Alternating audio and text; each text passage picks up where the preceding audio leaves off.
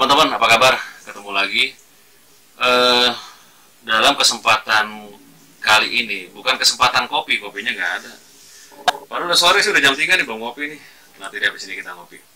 Nah, kesempatan kali ini kita atau saya berusaha untuk menjawab pertanyaan salah satu sahabat kita di YouTube kemarin. Om, tolong bikinin tips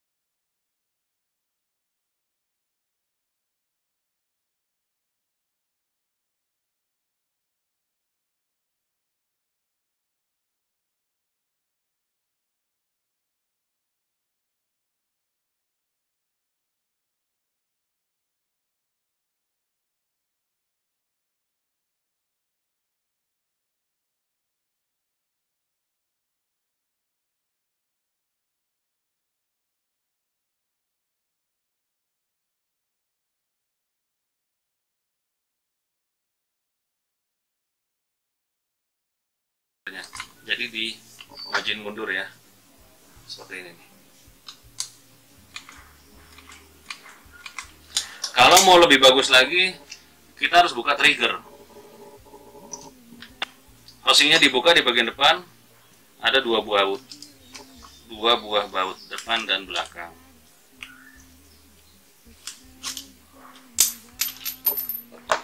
Bautnya jatuh, sebentar saya cari dulu. Tolong ambilin cat. Ya.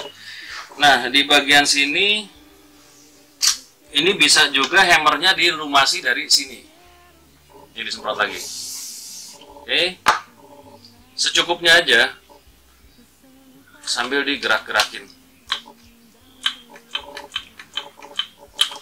Nah, kalau sudah dilap supaya nggak kelihatan jorok.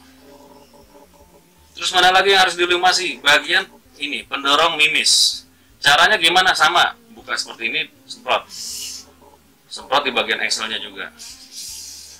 Kemudian semprot dari belakang sini. Gak usah takut, semprot aja. Setelah itu bersihkan kelebihan dari cairan semprotan tadi.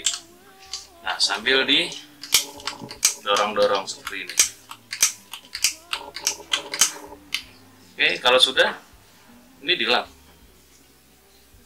Nah, itu perawatan yang simple, cukup. Terus bagaimana lagi? Hammer. Trigger. Trigger ini housing atau rumahnya ini terbuat dari aluminium. Jadi bagian ini nggak akan berkarat. Tapi kuku triggernya ini bisa terjadi karat walaupun bahannya bagus. Ini bahannya SKD 11. Kalau dibilang berkarat rendah gitu.